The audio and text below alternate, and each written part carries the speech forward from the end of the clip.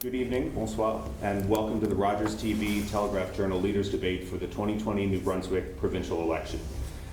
My name is Jackson Doughart from the Telegraph Journal, and I'll be your moderator this evening. We are coming to you from the Centre Communautaire St. Anne in Fredericton. Joining me are the leaders of the New Brunswick political parties. From the New Democrats, Mackenzie Thomason. From the People's Alliance, Kris Austin. From the Progressive Conservatives, Blaine Higgs.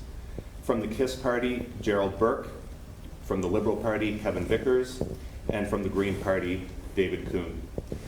The candidates will be questioned by our panel this evening. They are Andrew Waugh, who's the political editor for Brunswick News, and Tom Bateman, who is a reporter with our Legislature Bureau.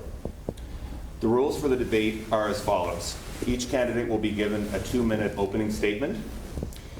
The first candidate will then be posed a question by one of our panelists. The candidate will have 60 seconds to respond. Thereafter, the remaining candidates will each have 60 seconds to respond, followed by a 2.5-minute moderated discussion on that question. Tonight, we will attempt to ask as many questions as possible during the broadcast.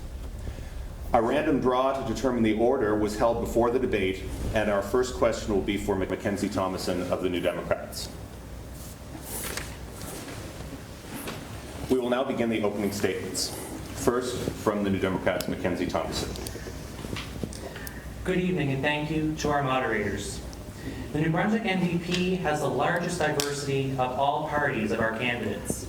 They truly represent the beautiful mosaic of all persons in New Brunswick, including youth, labor, LGBTQ+, First Nations, immigrants, and ethnic and visible minorities. We have the most candidates under 35. We have the second highest percentage of non-male identified candidates. And we have a bold platform that is putting people first. I, along with our candidates, have been present at events where not only were the leaders not present from the other parties, they couldn't even be bothered to send a candidate to represent them or their party. Is this really the best we can do for New Brunswickers? Our candidates have been listening to people all across New Brunswick, not just corporations. Our people need hope. And as the party with heart, we plan on delivering progressive ideas and programs that will ensure everyone is treated fairly and help those who have been forgotten by the political elite in this province. Thank you. Thank you, Mr. Thomason. Next, we have from the People's Alliance Party, Mr. Kris Austin. Thank you, and good evening. You know, this election really is just about two things. Do we go back to majority governments where one party holds all the power and there's no one there to hold them accountable? There's no one there to bring them back from bad decisions or to stop the bad decisions from going forward? Do we want to go back to majority governments that have led us to where we are as a province today? Crumbling infrastructure, people without doctors, high taxes, high debt, and the list goes on and on. Over the last 2 years, we have worked diligently in a cooperative spirit to ensure both accountability and stability. We've seen New Brunswick move forward in a way that we have not seen in decades, in just under 2 years. Think of the fact that we are in the middle of a global pandemic, and yet we have banded together as different party leaders with different ideas, different opinions, and we've brought New Brunswick through leading the nation and North America as a whole. We cannot give credit to one person. We can give credit to you, the people of New Brunswick, and to the all-party cabinet committee. Now, in the last 2 years, we have worked very diligently to bring things like reasonable language fairness into the equation. We now have paramedics, 50 of them unilingual, that do not have bilingual skills, working as paramedics on a regular basis. And we've seen faster response times in rural areas because of it. We've worked hard to pass the first balanced budget. We supported it. The Liberals and Greens did not. I believe it is important that we continue the minority government moving forward because it just makes good government. We cannot go back to the old days of one party holding all the power. Today, this is about New Brunswickers, this is about choice, and this is about having your voice in the legislature. I'm proud of the work that we've done in the last 2 years, and I'm excited for where we're going to go moving forward. I'm asking you, keep it minority, vote People's Alliance. Next, from the Progressive Conservative Party, Blaine Higgs. I want to start tonight by thanking all New Brunswickers. Without you, our province would not be where it is today. We see other places where things went very wrong with COVID. Here at home, we can all be proud of the results we've achieved thus far. I want to acknowledge the success of the All-Party COVID Committee, working with public health, health professionals, and public safety. My goal 3 weeks ago was to build on that collaboration, and my interest continues to be to keep this committee going. Before the pandemic struck, we restored our financial health, which means we have more money for healthcare, education, and vital social programs. Since taking office, we did what we said we would do. We put in a regulated annual minimum wage increase, increased social assistance, invested more money in healthcare, and we eliminated the physician billing system that was a barrier to doctor recruitment. We rejected the federal tax hike on small businesses. We reduced WorkSafe premiums for employers while enhancing safety and protecting benefits for injured workers. We were building strong momentum to make New Brunswick an attractive place for investment. No one would have imagined that COVID would stop us in our tracks. However, thanks to our government's good management, we were strongly positioned going into the pandemic and able to provide a number of financial supports, including wage top-ups for essential workers, emergency funds for impacted workers, working capital loans, and support for nonprofits. As a result, we are seeing some of the best economic recovery statistics in the entire nation. The Bank of Montreal reported that New Brunswick's economy is projected to fully rebound and grow 1.2% beyond its pandemic levels by next year.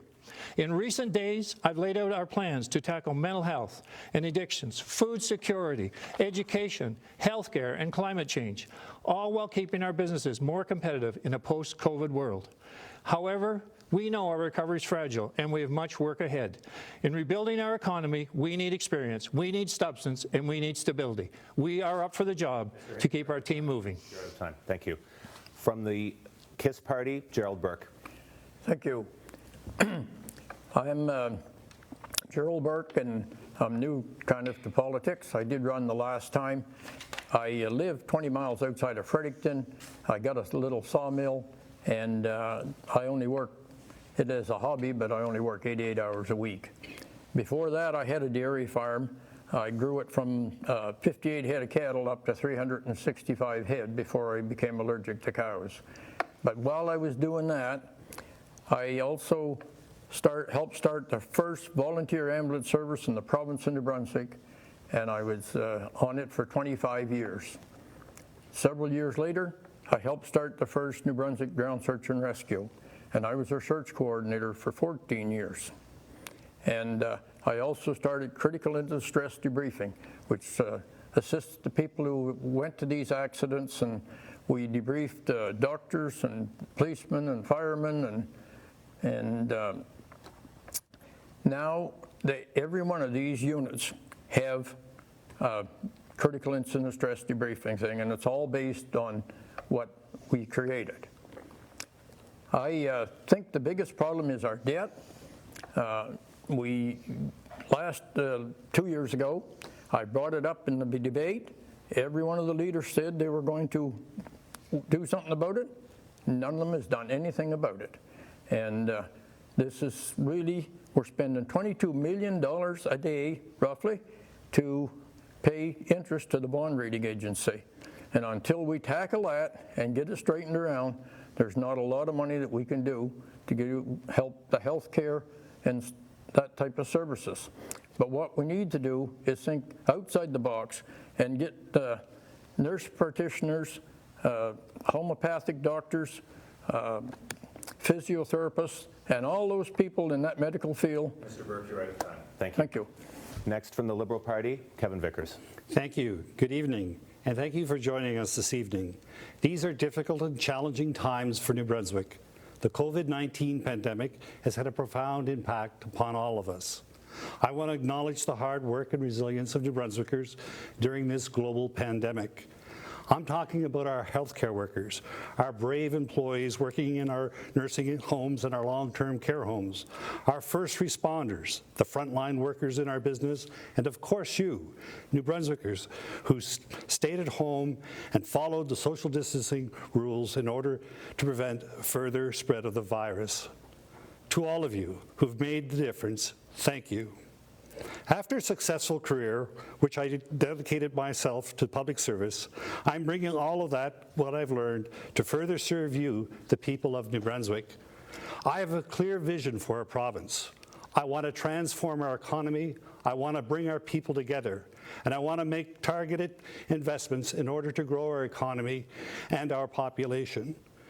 We'll aggressively pursue new ideas and opportunities to build a new economy in sectors in cybersecurity, the green economy, and small modular reactors. And we will build on our traditional industries like forestry, agriculture, and fishery in order to ensure the sustainable development of our resources. Working together, we can build a better healthcare system. We must work with our parents and teachers to better educate our children in a safe and welcoming environment. And it's time we finally take action to protect our environment. Under Blaine Higgs, our economy has been ignored. Our people have been divided, and our environment has been put at risk. Ladies and gentlemen, we can and we must do better, but we can only do better by working together. Thank you. Thank you, Mr. Vickers. Our next leader is, or our next speaker, I should say, is the Green Party leader, David Coon. Good evening. What we're living through is almost unbelievable with this pandemic, but it's real. We haven't been tested like this for generations, but we're strong people. We are committed to our communities, and we're committed to taking care of each other. That's what sets us apart from other Canadians. And it's why we listened to and acted upon the advice of Dr. Jennifer Russell and her public health colleagues. That's why we've not experienced the community spread of the virus in New Brunswick, unlike elsewhere in Canada. And that's why our economy is recovering far more quickly in New Brunswick than any other province. My Green candidates, your neighbours, and I have just two priorities. One, to keep you and your families safe and secure in the midst of this pandemic without leaving anyone behind. I worked hard on the COVID Cabinet Committee to make sure that when government introduced plans to tackle the COVID-19 crisis, that everyone would be protected. Two, COVID-19 has revealed the weaknesses in the elder care system, the fragility of our healthcare system, and exposed holes in our social safety net. As Greens, we're committed to charting a path to recovery that will enable us to fix long-standing problems in caring for seniors, in caring for your family's health, and in caring for the disadvantaged. And the Green path to recovery will ensure we rise to meet the other global crisis, the climate emergency, that we're able to feed ourselves locally and produce energy we need from renewable resources to make us more secure. How will we do this? Well, it starts with my commitment to put you, the well-being of your families and communities at the heart of every decision government makes while protecting the natural environment upon which we utterly depend. This means spending money where it matters, not where it doesn't. It means presenting provincial budgets that have a heart, and it means bringing compassion back to the system that has had it wrung out of it. That's what Greens will do. Thank you, Mr. Coon, and thanks to all of the party leaders for your opening statements. We will now shift to our first panelist question, which will be for NDP leader Mackenzie Thomason, and it will be asked by Andrew Waugh. Good evening, Mr. Thomason. I'd like to kick off by asking you a question about the economy.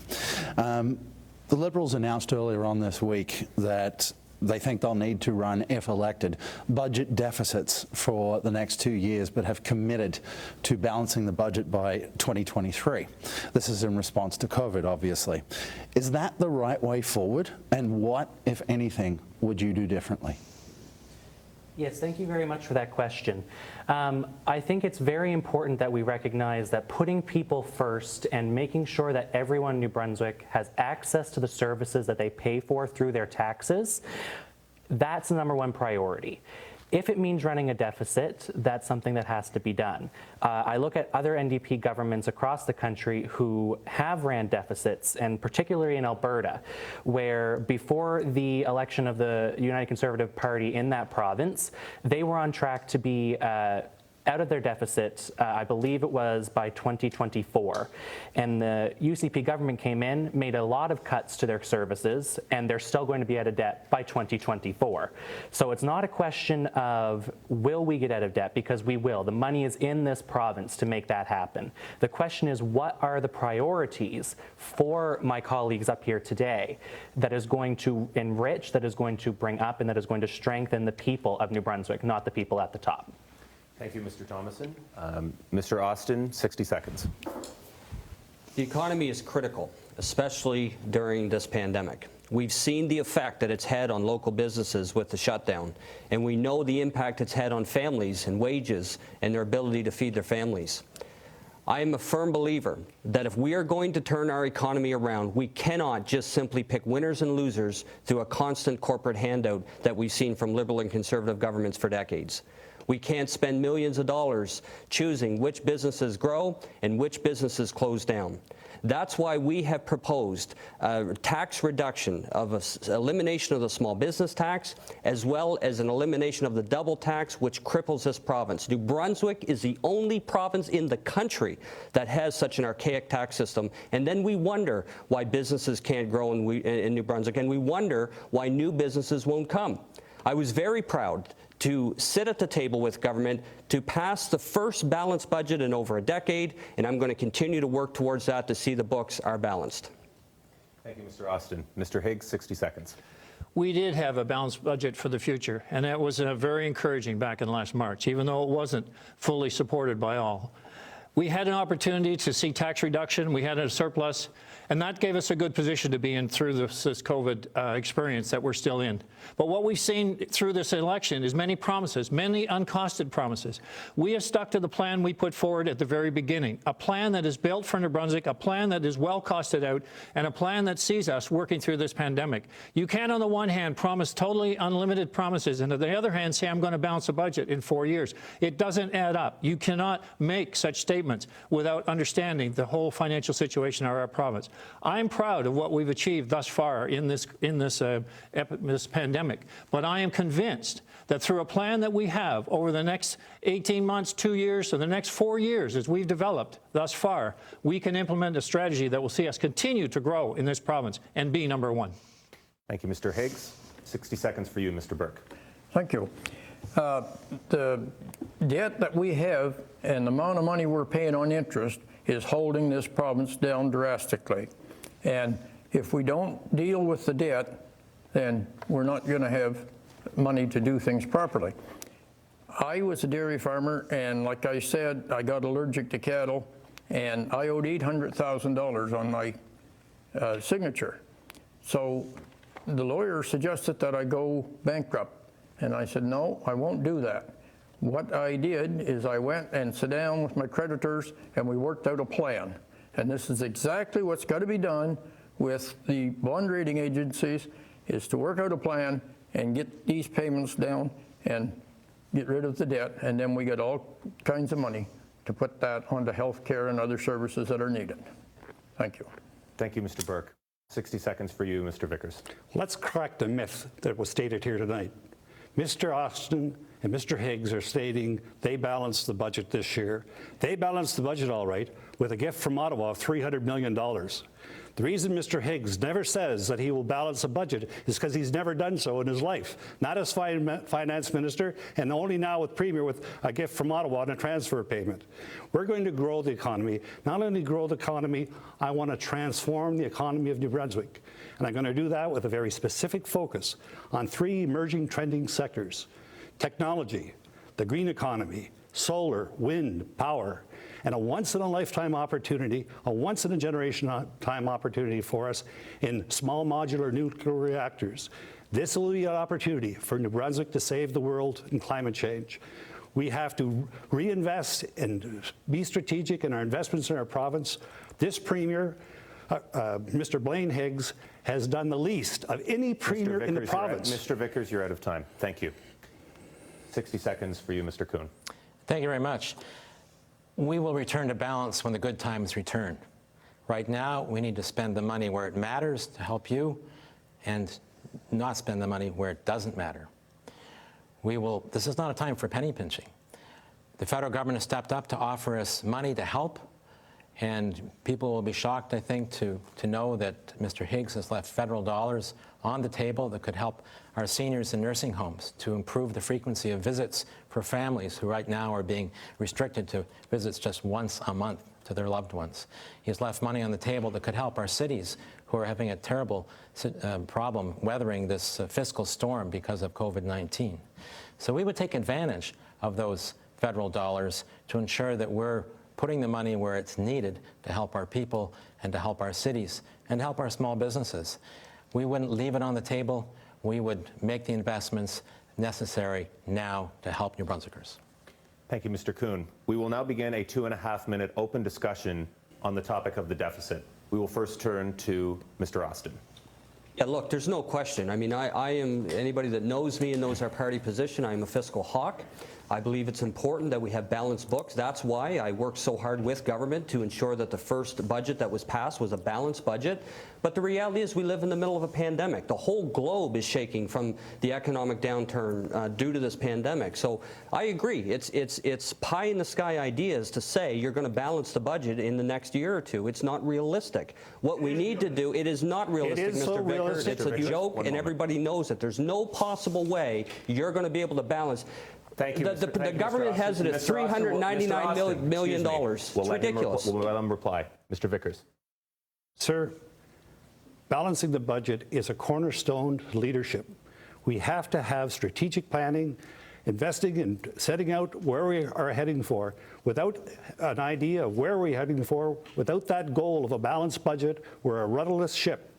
We have to set those goals, we have to have plans in place, and we have to be strategic. I've done this in all my executive career. I feel strongly what we're going to do with a COVID economic recovery plan, which I'm going to invest in the first 30 days as Premier, bringing great economic minds together, and we are going to go forward. And I can tell you and tell New Brunswickers that I will have a plan to bring our province and transform our economy. Thank you, Mr. Vickers. Mr. Higgs. What's interesting is that we already have a plan.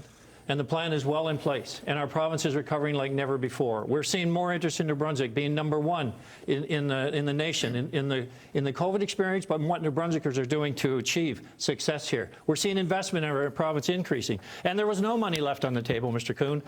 We have $218 million that was negotiated for this province, $40 million of which is municipalities, $20 million of which they've applied, and it's cost-shared money from the province. There was no money left on the table to help the services of this province. Yeah, and as for Mr. Vickers, we have seen the old playbook, tax and spend, and just put out unfounded accusations. We have a plan, it's in place and ready to implement. Thank you, Mr. Higgs. Mr. Coon, last word to you. Yeah, so in our history, we run surpluses in good times and we run deficits in bad times. And we're in a tough time right now. So of course we're going to be running deficits to ensure that the needs of New Brunswickers are met, that people are kept whole, that our small businesses can survive so they can live to thrive when we come out the other end of this. That's incredibly important. And dollars are being left behind on the table. We need the funds to help ensure that our seniors living in our nursing homes are able to be reunited with their families on a regular basis, and that the training is there for their designated family caregiver to go back in and help feed them, help walk them around, touch them, reach them, and help them get through these tough times in our seniors' homes, in our nursing homes. Thank you, Mr. Coon. We didn't hear from Mr. Thomason or Mr. Bourque in that session, but we'll make sure that we get you in first in the next open discussion. Thank you. Our next question will be for People's Alliance leader Kris Austin, and it will be asked by Tom Bateman. Mr. Austin, you talk a lot about the need for tax reform and about how overtaxed New Brunswickers are. Exactly what is your plan to reduce taxes, especially given New Brunswick's $14 billion debt? Are you planning to ignore that and pass on that burden to future generations? No, I have no intentions of ignoring it. Actually, by reducing taxes, you hit that head on, the debt, because we cannot pay down the debt, nor can we run balanced budgets unless we have a thriving economy. This is not rocket science. You have to have an economy that is working, that is moving, good-paying jobs that New Brunswickers have here at home. Look, if you look at the sheer numbers, the reality is Liberal and Conservative governments over the years, including Mr. Higgs and Mr. Vickers, who wants to be Premier, the reality is they're going to allow corporate welfare to continue. Hundreds of millions of dollars going to big business instead of reinvesting that money into lower taxes so all businesses can benefit. So New Brunswick can be a place that businesses want to come, set up, and grow, where businesses that are here now can have a fair chance and a fighting chance to see an economy that is prosperous here in New Brunswick. You don't have one or the other. If we keep high taxes, we lose the economic chance that we have. Thank you, Mr. Austin. Your time is up. Thank you. 60 seconds for Mr. Higgs. So it's exactly right. We cannot have more taxes in this province. We shortly after the COVID outbreak, we said we cannot implement tax reductions because we are not in a position to do so. But equally, we have to have one singular focus right now as it continues through this COVID crisis, is that focus on health and safety for our citizens. And we will continue that. That's why I said very early on, we're no new taxes. And we also had a plan of what we're spending so we can manage that. But our priority will continue to be health and safety for the citizens of this province. We will develop, in many ways, the economy based on our strategy with Navigators and ONB. We are working with companies to expand well beyond the COVID crisis. We have found a renewed energy here in our province, a renewed commitment by people in our province, and we found renewed investment here in our province. So it's about how do we create the momentum. The momentum is already happening. We're seeing it all over this province, and I'm excited to be part of it, and I'm excited to continue it. And to continue it, we need stability in our province, stability that won't be shaken by the political process. Thank you, Mr. Higgs.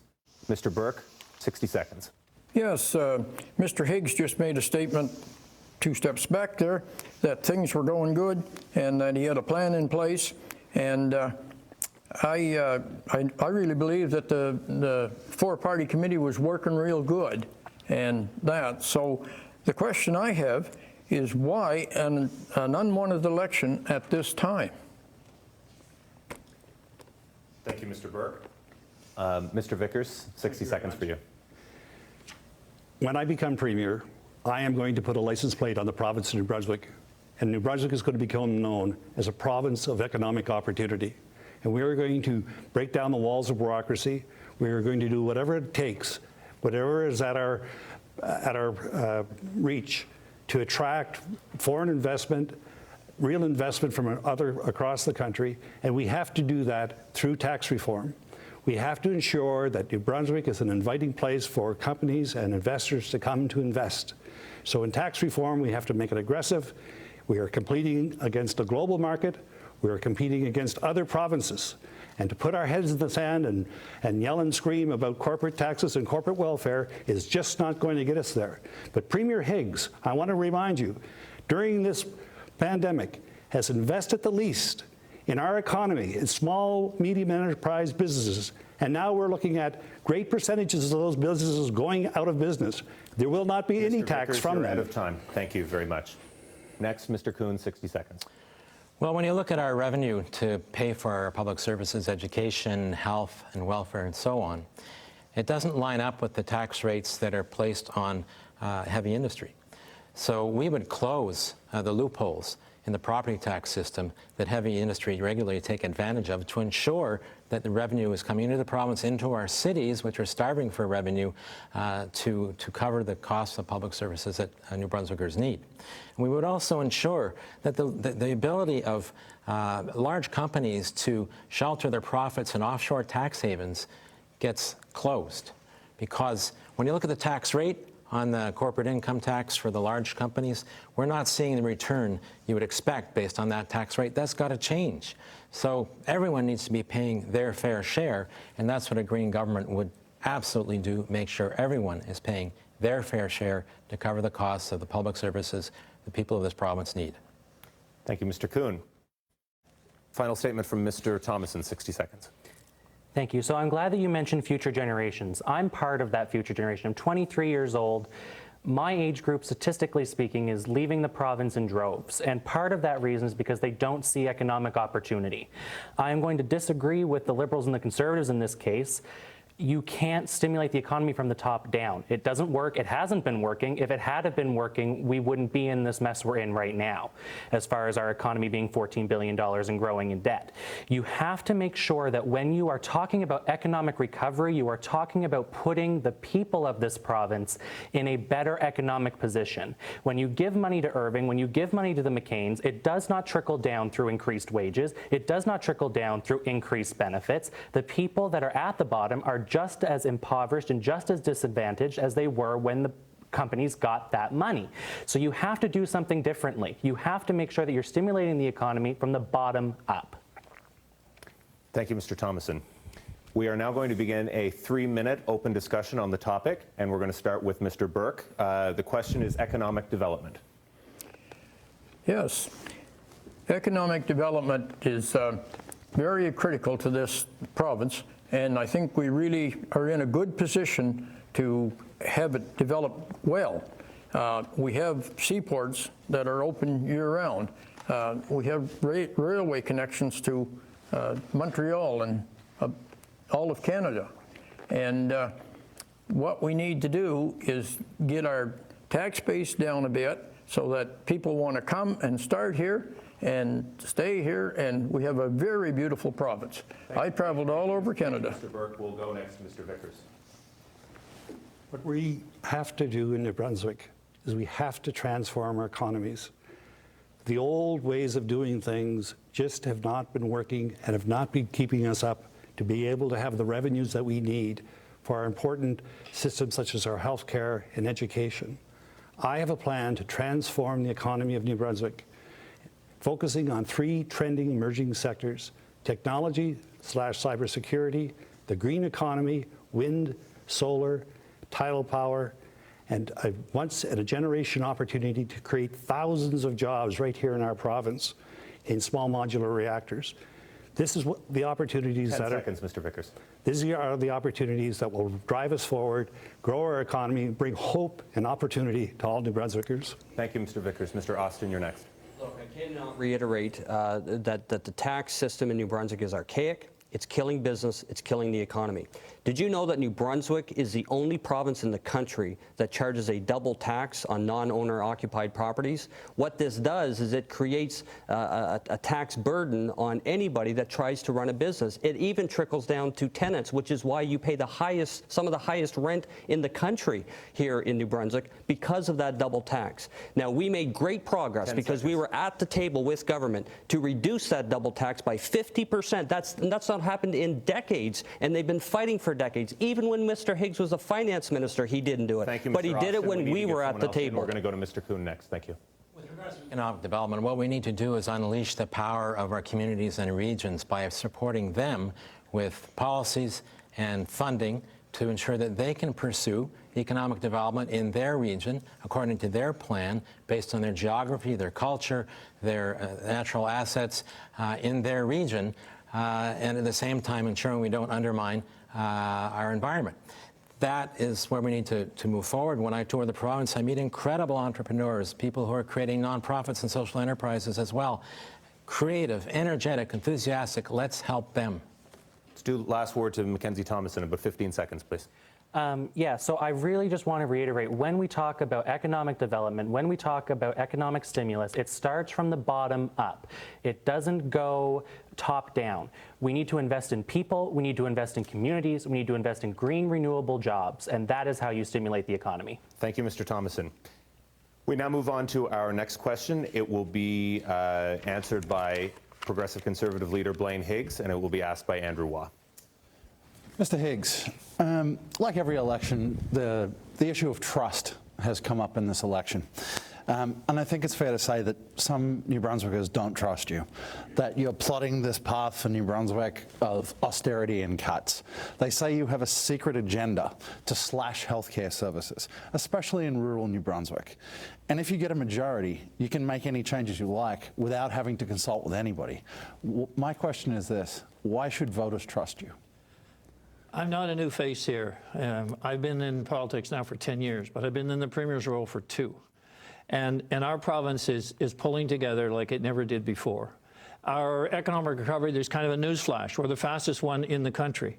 We're working with the civil service and people all over this province, which was a great reason for the success in the dealing with the COVID crisis. But it goes much deeper than that. It goes with understanding what businesses are doing in every sector. It goes with working with regions to develop an economic capability that each region progresses well, not through a process of distribution of political money. The idea here is that people know me. So people can talk about what I'll do, what I won't do. They know me. They know I'm here at this point in time in my life. They know my wife and I are committed to this province. We've always lived here. We want a better New Brunswick. I am tired of the political games that are played every election. I'm tired of the endless promises that we see with no results. We have a plan that's guaranteeing results for our province. Thank you, Mr. Higgs. Next, 60 seconds for Gerald Bourque. The thing that really like to see Mr. Higgs answer is, why was the election called? He just got done saying again, everything was going good. We're advancing way ahead of anybody else.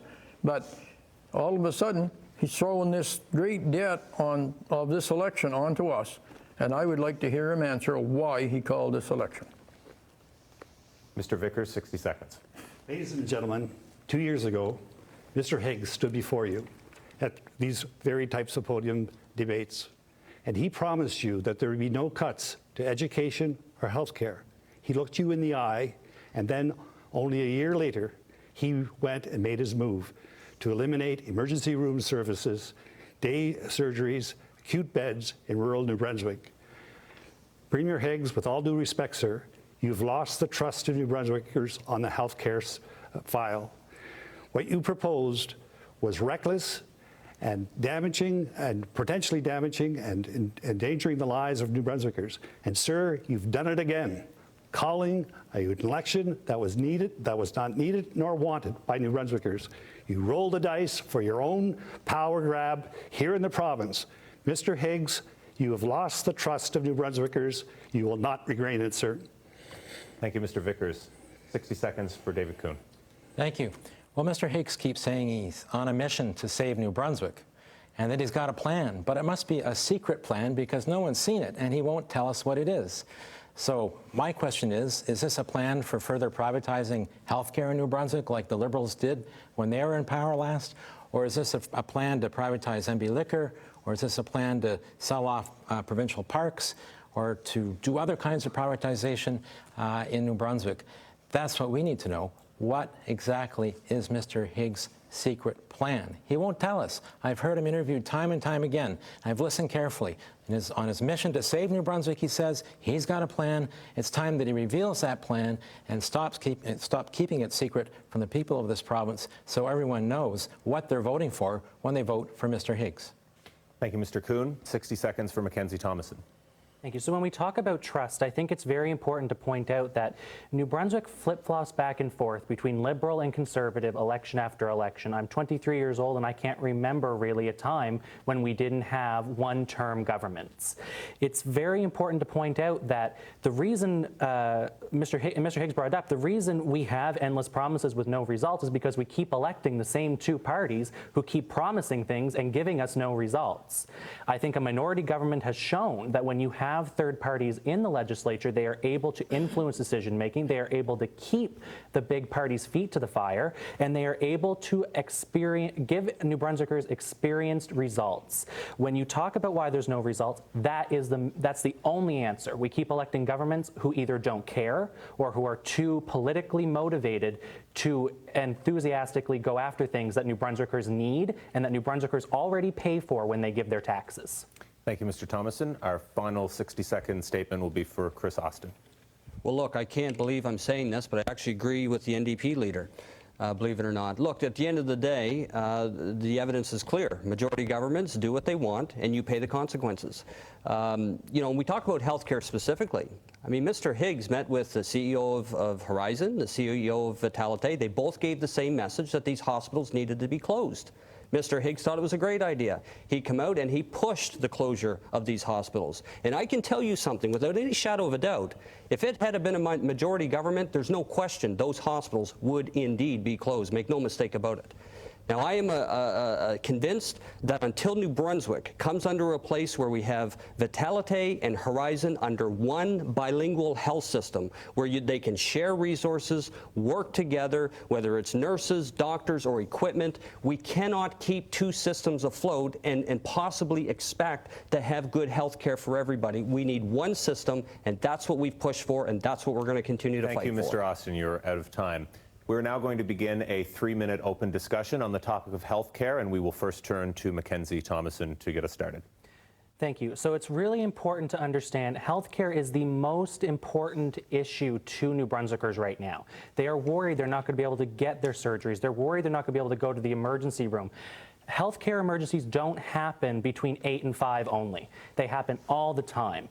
And it's very clear that this government has been putting healthcare at the bottom of their priority list. They don't want to fund Clinic 554. They don't want to fund LGBTQ plus healthcare, and they don't want to fund emergency rooms overnight. 10 seconds. No doubt that if this government is reelected to a majority, we will see massive cuts to healthcare, no question. Thank you, Mr. Thomason. Next, Blaine Higgs. So the fear-mongering continues. There never was a plan to close hospitals. There was a change in the hours, which we've said that was a mistake and we're not doing that. But there never was a plan to close hospitals. So let's be clear.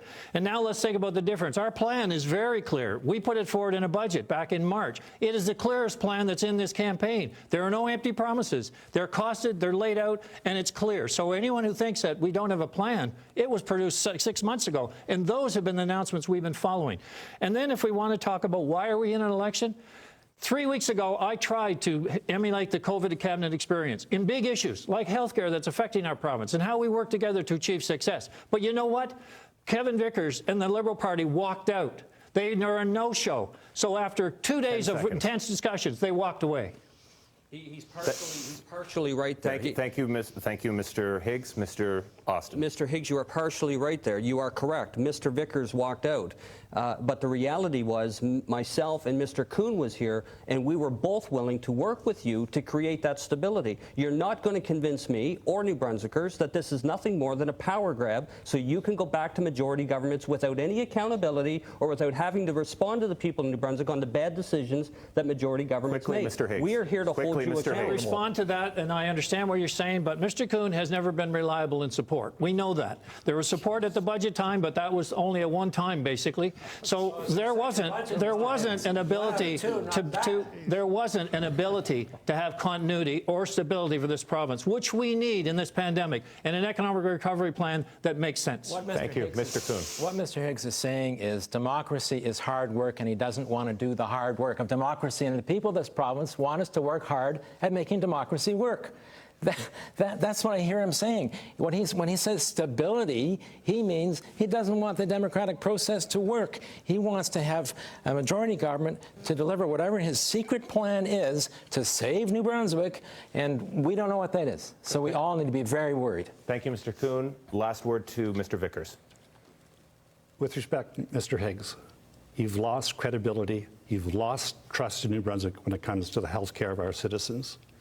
What you did 2 years ago, looking New Brunswickers in the eye and promising them, as you are tonight, that you would not make those cuts and turn around and do it, I'm sorry, sir. And speaking of that, we know that there's a plan, too, of health care cuts. And I ask you tonight, Mr. Higgs, to be honest and forthright with New Brunswickers and tell them exactly what those cuts are in your plan, too, of that thing. Mr. Harry Forrestal, Steve Murphy asked you a question, and you did not answer it the last 2 nights in a row. Why do you need a majority government that you had to do with a minority government? This segment. Thank you very much. We're now going to move to our next panel question. It will be for KISS Party leader Gerald Bourque, and it will be asked by Tom Bateman. Mr. Bourque, you say your party's about simple solutions, and healthcare has come up already several times tonight. What is the simple way you propose we fix New Brunswick's healthcare system? I stated earlier that I worked on the volunteer ambulance service in Stanley for 25 years. When we went to get it started, we said we'd never get it. So I do have experience in health care. I unfortunately had allergies and stuff, so I got some experience at proper treatment and one thing and another. And I got allergic to iron, and I went to a homeopathic doctor. And the homeopathic doctor checked me over and said, you got a blockage between your liver, your gallstone, your gallbladder, and your kidney. And she said, I can fix it. I said, fix it. And one treatment, and things started working properly. And I took B12 for 14 years, went every month, got a needle, went back and got blood tests and all that, and then it turned around, and one treatment for that, and I haven't had to take B12 in the last 8 months. There's better ways, a little different angle to do it. Thank you, Mr. Bourque, for your story. Thank you. Next, we have Kevin Vickers. 60 seconds, please, on healthcare. On healthcare, obviously, I am committing to New Brunswickers that healthcare is the vital cornerstone of our society. We have to look after our children, our elderly, and all our communities across New Brunswick. This is not just about big municipality New Brunswick. We also have a rural New Brunswick to care about. But central to those little rural hospitals, what people don't often think, this is an economic development cornerstone. Without the presence of those rural hospitals in their communities, there is no hope of incoming population growth. There's no hope of investment. These rural hospitals provide a critical service to the health and welfare of their citizens, but more importantly, and just as importantly, they're an economic development piece to ensure hope and opportunity for our communities. Thank you, Mr. Vickers. Next, 60 seconds for David Coon. Thank you. Well, the other parties have got to stop using healthcare as a political football. That's been going on for way too long, and we're not making any progress. Every time I meet with doctors, they have great ideas what we need to do to help solve our healthcare challenges. When I meet with nurses and nurse practitioners, great ideas on how to solve our healthcare problems. Meet with pharmacists, they have good ideas on how to solve our healthcare problems.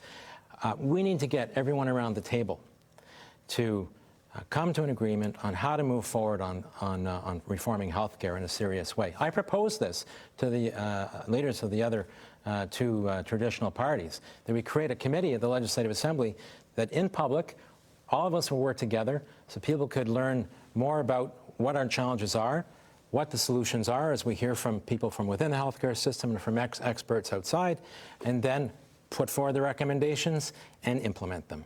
As straightforward as that. Thank you, Mr. Coon. Next, 60 seconds for Mackenzie Thomason. Yeah, so I think it's a complicated issue. No one's pretending that healthcare is something that is going to be fixed overnight. But I think it goes back to, again, we need to stop electing governments who either don't see it as a priority or who just don't think that New Brunswickers deserve healthcare. This government that we have now threatened to close overnight ERs. I have no doubt that that will be on the table again, despite what the Premier says. He has refused to fund Clinic 554, which is not a private clinic. It also offers family doctors appointments, and it offers LGBTQ plus health care. And the most important statistic I go to is that 30,000 New Brunswickers are without a family doctor. And how does the Premier find it conscionable to close a family clinic when there are 30,000 New Brunswickers already on a waiting list? To me, that is absolutely disgusting. It is absolutely terrible. And to fix healthcare, you need to make sure that the underfunding that has been prevalent is topped up. Thank you, Mr. Thomason. 1 minute for Kris Austin. You know, New Brunswick has a population of about 750,000 people. If you take the population of New Brunswick, it's like a medium-sized city on a global level, spread out over the geography that we see here in this province.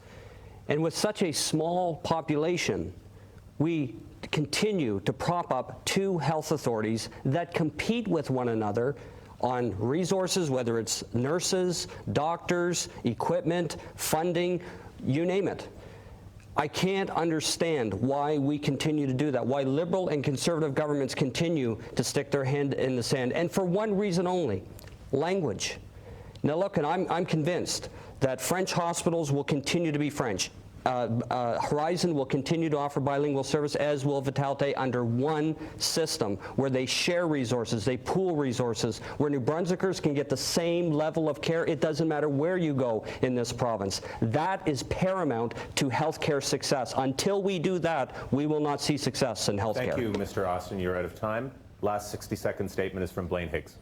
So we have seen through the COVID experience, we've seen unprecedented cooperation between Vitalite and Horizon. We have seen decisions made by task force quickly. We have seen the ability to have special areas that can deliver results in a quick fashion. We're talking about hip and knee surgery that we can do and reduce the wait times. We have seen primary care now being offered through virtual care. And that wasn't even a factor years ago, or in the last number of years, very difficult to implement. But through COVID, it happened. We know we can engage people around this province to get better health care, but we can't ignore it. We have an issue here raising in our province that in terms of the demographic where we have huge challenges, but yet we continue to play the political games in the system, and we can't talk about this or the other thing. I've committed that we're not closing hospitals, but we will work with communities to deliver better health care all over this province, because we must. It's not something we can ignore. And I'm not going to ignore it, because we want health care protected. But we can play the fear games, and we can play the innuendos or the talking points that Liberals are so good at. You're out of time, sir. Thank you very much. We're now going to have a 2.5-minute open discussion on health care, and we're going to start with Kevin Vickers. Well, healthcare is obviously, again, a cornerstone of our society. It's all about ensuring that we're looking after one another, children, families, and especially our elderly. What I envision for New Brunswick, again, is a community healthcare system from across the province, north, east, southwest, where we can really concentrate on providing great community service. You know, I had the privilege of traveling around the province, and you know, you go to these small communities where we have nurse practitioners with large practices, and they're doing yeoman's work. They're working hand in hand with our community doctors, or doctors at nearby hospitals. Seconds, Mr. Vickers. And what we have to do is take those best practices and get them fulfilled across the province. Thank you.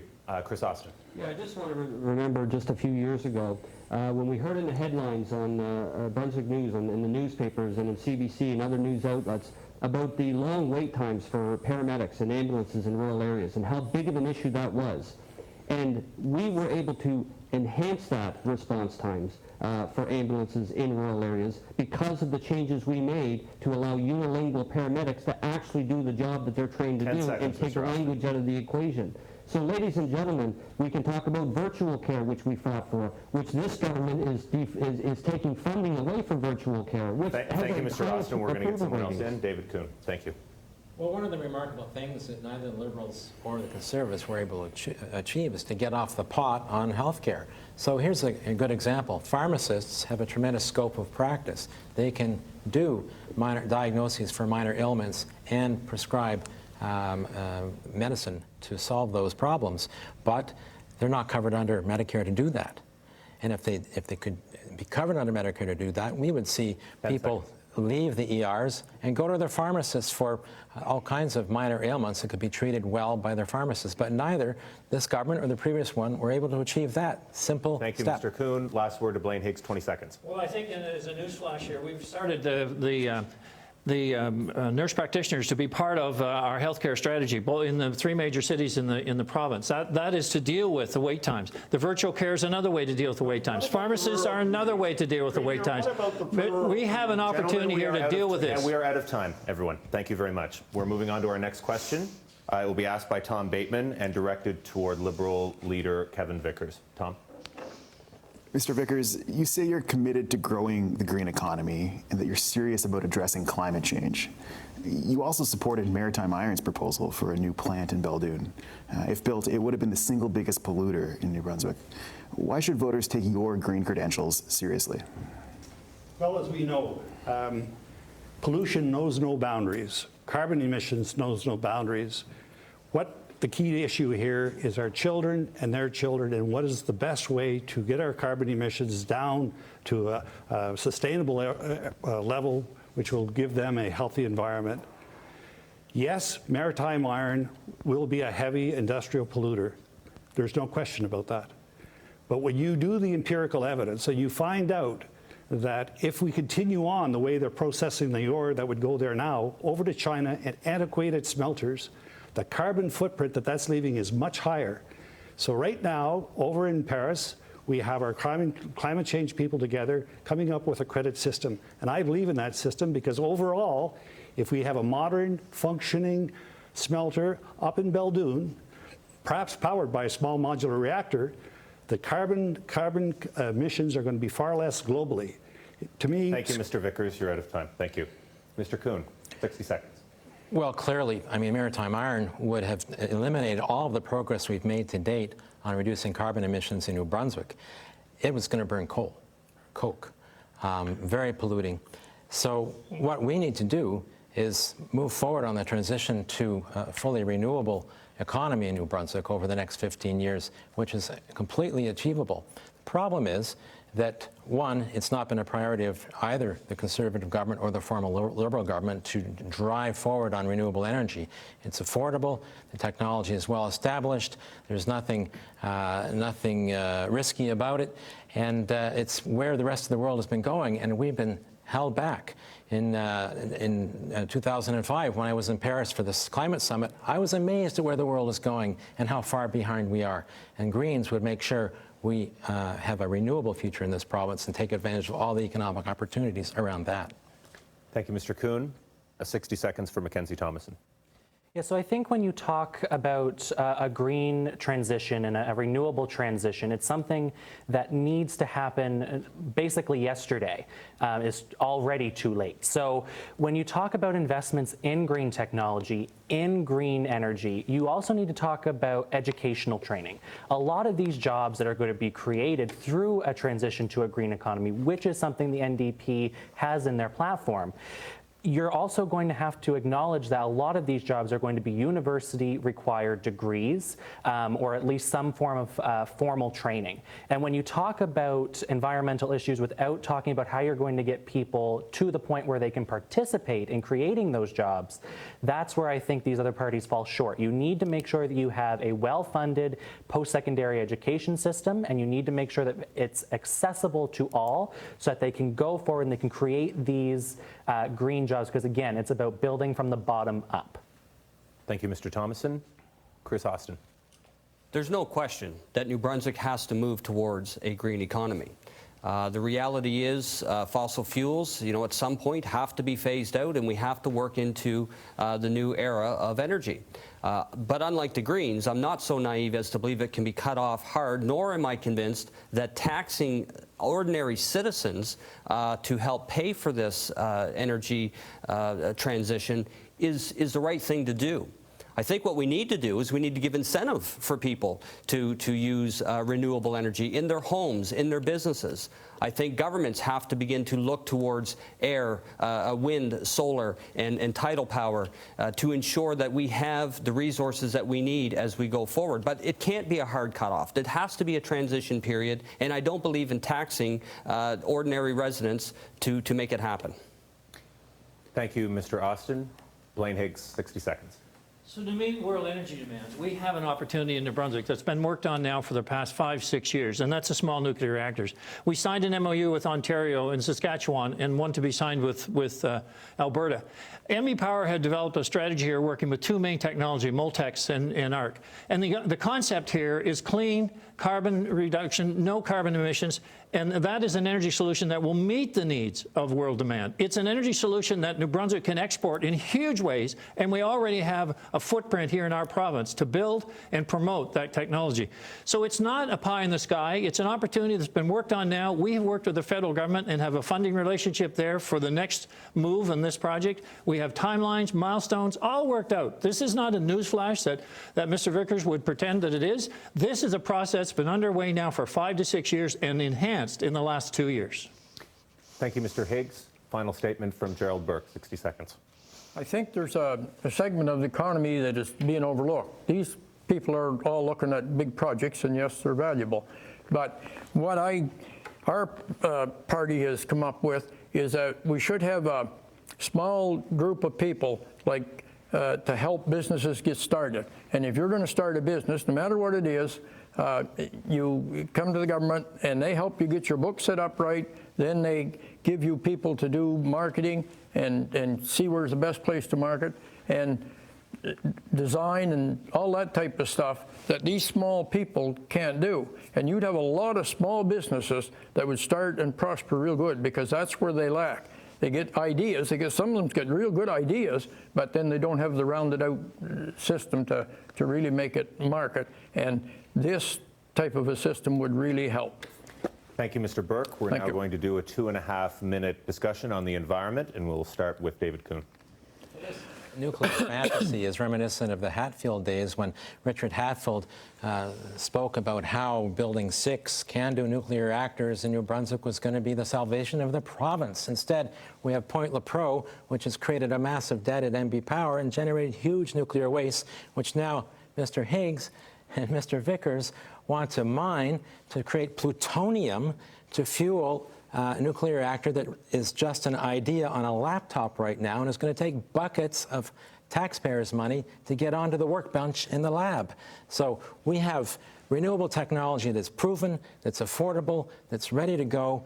whether it's wind farms or solar or renewable hydroelectricity from Quebec and Labrador, to make the transition we need to make over the next 15 years. Thank you, Mr. Coon. Mr. Higgs, your response. I think it's about balance. And if you look at the renewables, there's no question about wind and solar, tidal, to look at all these options of how we complement the system. But the point is, we can't manage the world demands on that alone. We don't have the technology to do that or the capability. And that is correct, that these are new technologies that are being developed, but with great promise and great investment. And the federal government is very focused on investing in this technology for the future and right here in New Brunswick, which I'm real excited about. Moderator, I had my hand up before Mr. Higgs. Why does he get to respond? I didn't see your hand. Sir, you did so. No, I did not. Sir, I'm telling you, you saw my hand. So why was he given the privilege to be called and singled out to respond? Because I didn't see you and I saw him. But I will now give you a chance to respond. Sir, on the environment, ladies and gentlemen, on the environment, what Mr. Coon is advocating, I'm 100% with David on this. Renewable resources and energy is where we want to go. But, you know, Bill Gates and others have clearly spoken out on this issue. Renewables will never get us all the way where we want to be. Okay. You know, 40 or 50% way there, David. But David, as well, let's not compare apples. Let's compare apples to apples and oranges to oranges. Small modular nuclear reactors are sodium-cooled reactors. They're small, they're safe, it's new technology. Ladies and gentlemen, this is New Brunswick's once-in-a-generation opportunity. It's New Brunswick's opportunity to save the world. And Premier Higgs, you're taking a lot of credit, just like you have through the pandemic, on all the programs that the federal government has given you, riding on the back of Jennifer Russell. Sir, you have not invested one dime in small modular nuclear reactors. And I, as Premier, will, and I'm going to work and ensure that this once-in-a-generation opportunity brings hope, opportunity, and thousands of jobs to New Brunswickers. Thank you, Mr. Vickers. Last word to Mackenzie Thomason, 15 seconds. I think when we talk about small modular nuclear reactors, we gloat about the fact that they are carbon reduction in, I still have time, right? Okay, sorry. That they are reduction in carbon, but what they do is they produce waste that, when introduced into the environment, is, I would argue, worse and harder to get out. So when we are talking about environmentalism, we have to focus on the renewables we have. Thank you very much, sir. Our next question is going to be for Mr. Coon, and it will be asked by Andrew Waugh. Mr. Coon, as you gentlemen all know, governing is sometimes about making tough decisions. Your party's decision to abstain from the vaccination vote, rather than take a stand one way or the other, does seem to have left a sour taste in some voters' mouths. School's going back next week, and parents and students are saying they're worried. Why should New Brunswickers think that you will make the tough calls if needed on this file or any other file? Because that was a tough decision to decide to go the way we went. Because we had a flawed bill that I tried to amend that was going to come into effect a year from now on a random date without any evidence that there was a public health imperative at this point, after 38 years of our mandatory vaccination laws that have had the exemption since then. Yet the consequence would be to throw kids out of school, deprive them of a right to a public education for no apparent reason. So I wanted to be able to vote yes with no reservations. My reservation was without changing the legislation to ensure that that would be done when there's a public health imperative. The government can do that with a stroke of the pen. The Liberals voted my amendment down, and then they voted the whole bill down with help from Dominic Carty's cabinet colleagues. Thank you, Mr. Coon. 60 seconds for Mackenzie Thomason. Yeah, so this is something that is I'm very passionate about. The NDP believes that as politicians, as elected officials, it is our job to represent our constituents. We can either support a bill and explain why we support it, or we can vote down a bill and explain why we don't support it. I don't believe in abstaining. I don't believe that there is any reason to say, oh, well, maybe we'll just let it see where it falls. The NDP believes that when you wait for a public health emergency, that's already too late. There's no reason why we can't expect people going to public institutions to be within the guidelines of public health. I think that we need to make sure that this decision is left up to, changing this decision is left up to non-government agencies like the Department of Health.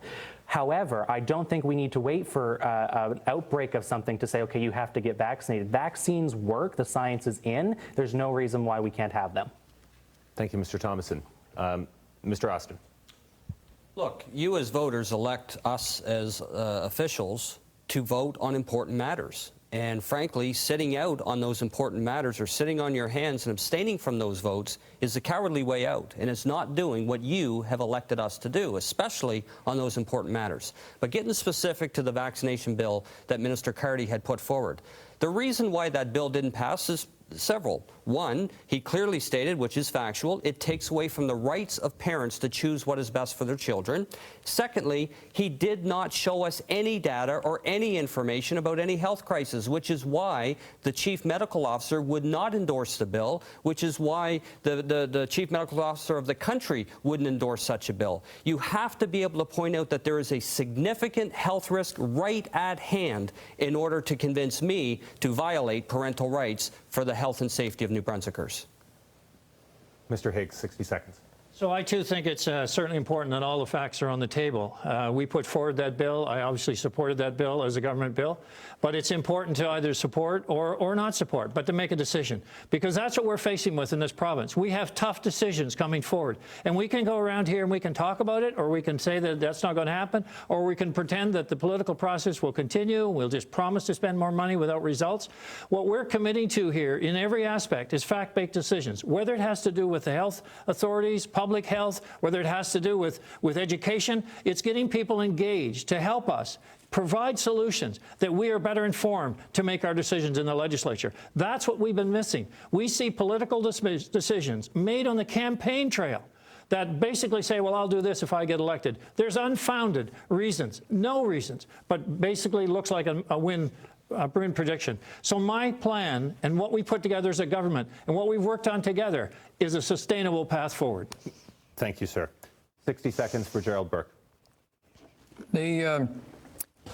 These things are all important, and I really would like to sort of emphasize that what we see is there's a variety of different decisions here by different party leaders, and I really feel that it's a difficult decision for people sitting out there to look at the election today and which way to go.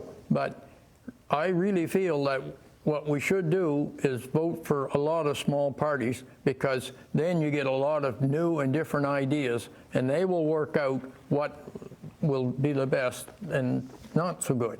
Now, the nuclear reactors, I was in the Public Utility Hearing Board meetings, and the information they brought forward there is that those nuclear reactors are 10 years away from picking a design and being ready to go, and it's going to cost an awful lot of deep pockets in order to do that, and New Brunswick just can't Mr. afford Bourque, it. you're out of time. Thank you very much. Our final 60-second statement is from Kevin Vickers. I want to reach out to all those people that are thinking of voting for the Green Party at this election. As Mr. Austin pointed out, there is no greater duty for a legislator, a member of the legislature, to vote and make the decisions that is required of them. This was an abdication of duty. They walked away when it mattered most. Well, that's I can tell you, I can tell you now, We're adding 10 seconds. Green Party members, that you can count on me and the Liberal Party to reach the goals that you are envisioning for the environment, greener than the Greens. That is what I believe. I believe that in my heart. Same as on the glyphosate issue on this thing. We are going to go through a pragmatic way of transitioning off glyphosate, unlike Let him finish, please.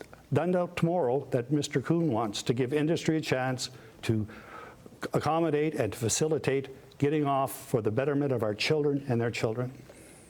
Thank you, Mr. Vickers. David Coon, you can speak first. Well, what Mr. Vickers just said was rich. His entire caucus abstained from voting for one of the most important votes in the year in the legislature, and that's for the budget. They abstained from voting for the budget or against the budget. The entire caucus. The entire caucus. So that's incredible. Just let him finish. I am proud that our party is the only party that makes available our record, on our voting record for every year that we've been in the legislature. People can go to our website, see how we voted, where we voted yes, where we voted no, and on this single abstention. Thank you, Mr. Coon. Mr. Vickers, back to you. David Coon, Mr. Coon, with respect, you voted with the government on their budget. And I did, because there are You good things voted for New on them. Brunswickers in that budget. We and your two colleagues abstained from voting on the budget and to ensure not to bring down the budget the government during a pandemic. That's why we abstained. That was our goal. But here we are today with this gentleman, Mr. Higgs, calling a needless and unwanted election, stressing our elderly, stressing our parents, and stressing our children for nothing but a power grab.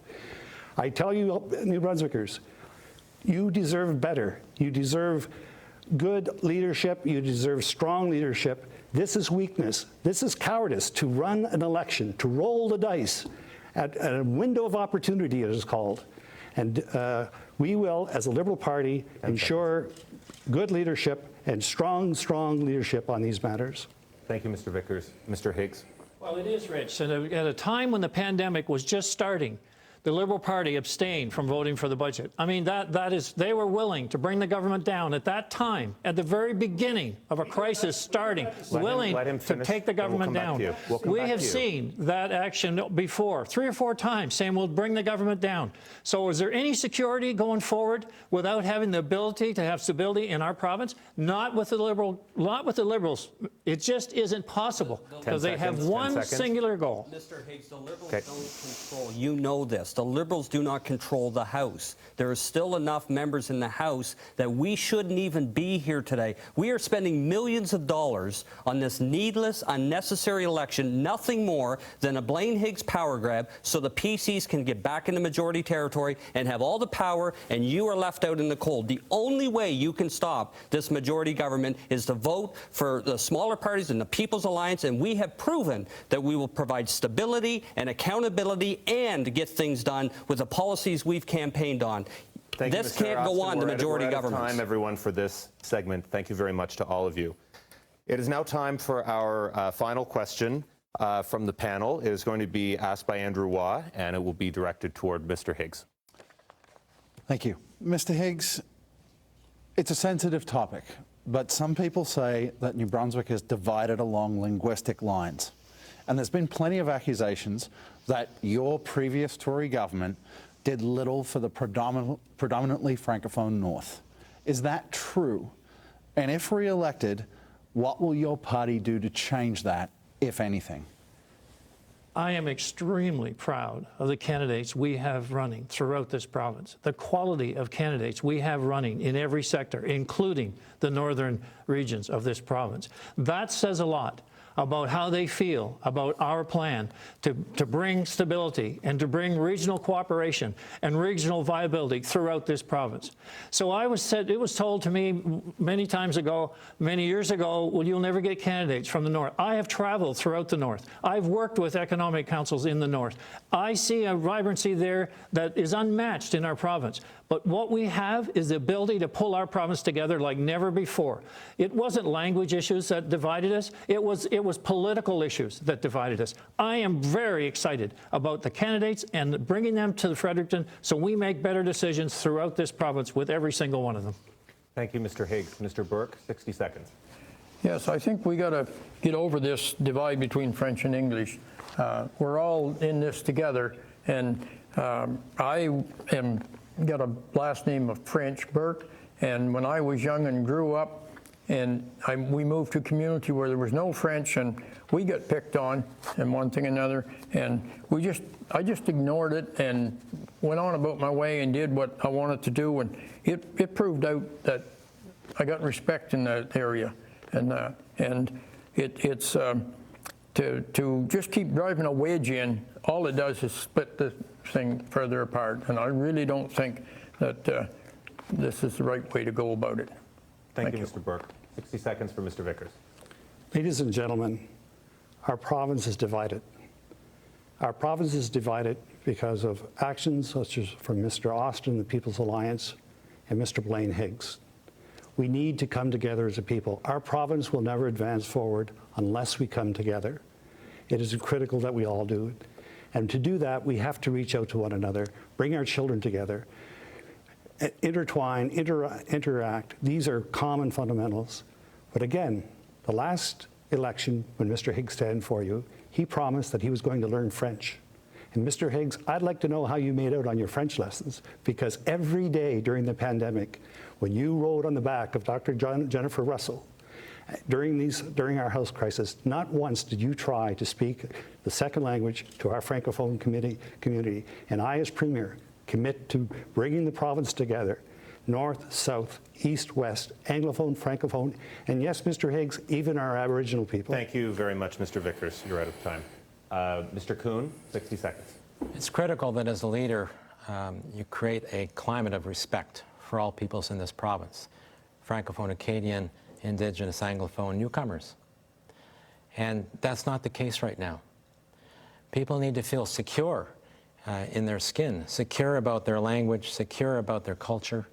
And on that front, we've got more work to do with respect to the two linguistic communities, Francophone and Anglophone in New Brunswick, and a lot of work to do with respect to Indigenous communities where their language is quickly disappearing, and that's big trouble for their culture. There is regional disparity in this province, and we need to address that. So that's why we would restore the Northern and Miramichi funds, as well as creating funds for other parts of the province where there is regional disparity, to help them help themselves and support their initiatives to develop their local economies. So we're a party of peacekeepers, and I'm the kind of peacekeeping guy. Thank you, Mr. Coon. Thank you, Mr. Coon. You're out of time. Mr. Thomason, 60 seconds. Thank you. So I think it is very important. Again, I go back to this this common theme that we keep electing governments who either don't feel it's a priority or who don't want to work in the interest of New Brunswickers. And I think that it's not something that's linguistic divides in our province, linguistic issues in our province. They're not something that the Conservatives caused this election. They're not something that the Liberals caused last election. It's something that has been going on between Liberal and Conservative governments for decades. It's not something that's new. It's not something that anybody has seemed to really want to tackle. And I don't speak French. I think it's something that is important for a potential premier to know. 30% of our population is Francophone, has French as their first language. And I think it's important to note that we keep doing the same routine over and over and over and expecting different outcomes. There needs to be conversation. There needs to be better action from our governments. Thank you, Mr. Thomason. Last statement, 60 seconds, to Kris Austin. Look, there's no question that when you talk to average New Brunswickers, we get along. Doesn't matter if you're French, English, the color of your skin, your culture, your sexual orientation. Everybody finds ways to get along in their communities and with their neighbors. New Brunswickers are known for that. It's only when it gets to a political level that we see this division and the strife that comes out of language tensions. And frankly, it isn't us to blame. It's the Liberals and Conservatives that have done this for 50 years. And instead of talking about the language issues and allowing proper dialogue to happen on how we implement bilingualism in this province, we're going to continue to have the problems that we have. You know, in 2021, we are going to go under an Official Languages Act review, which only happens once every 10 years. Do you really trust a majority Higgs government or a majority Vickers government during that time? Because what I've seen in the past sure shows that it doesn't work well to bring common sense and a rational approach to bilingualism in New Brunswick. Thank you very much, Mr. Austin. We're now going into 2.5 minutes of open discussion on this last question, and we're going to begin with Kevin Vickers. Well, as I say, our province is divided, and we have to bring our province back together again. Anglophones, Francophones, and our Aboriginal peoples, our First Nations people. And I stand before you here tonight, fluent in both official languages, with a long history, a very long history, with respecting and living with among our First Nations people. I can bring our province back together again. I know I can. And I will do that by respecting the dignity of people. And by respecting by the dignity of people, it means being open and welcoming to every one of us across our province. And we really have to continue to make every effort. 10 seconds. And I will come up with unique programs to unite our province, like bringing our children together, bringing children from Minto and allowing them a 2-week vacation in Caraquet, and kids in Caraquet going 2 weeks in Minto. And I know that those bonds and relationships will grow and bring our province together. Thank you, Mr. Vickers. Mr. Thomason? Yeah, I think it's very much so a matter of priorities. So when we talk about what governments are going to do to benefit all New Brunswickers, we keep bouncing back and forth. And I keep going back to this point because like I say, I'm 23 years old. That's all I can ever remember, is that we keep going. We have Sean Graham, then we have David Allward, then we have Brian Gallant, then we have Blaine Higgs. So we need to get out of this rut of flip-flopping back and forth with majority governments. We need minority governments, obviously, because the two big parties are not willing to help out of time. Thank you very much. 20 seconds, Mr. Higgs. Throughout the entire pandemic, I gave my addresses during the daytime with Dr. Jennifer Russell in both official languages. And we had full simultaneous translation. But more importantly than all of that, I would like to draw attention to how my translation, my capabilities in French have developed over the last 10 years. But equally, throughout that pandemic, we did a survey around this province about our ability to communicate. 90% acceptance in our ability to communicate throughout this province. That says a lot. Thank you, Mr. Higgs. Final word to you, Mr. Austin. I want to ask the people that are watching this at home, whether you're Anglophone or Francophone or bilingual, do you really think it's fair that people who have experience, dedication, credentials, and everything that's needed to do a job within the civil service, that they are denied that job because they can't reach a 2+ bilingual requirement? Why do we have these overreaching requirements in areas of the province where it's simply not needed? We can use a team approach and allow the bilingual system to work for everybody rather than what we have now. We're out of time for this segment. That ends our questions. We're now going to move into final statements from each of our candidates. They will be 1 minute and 15 seconds each. We start with Mackenzie Thomason. We have heard from the party leaders tonight. Have the current parties been able to make things better for people of New Brunswick?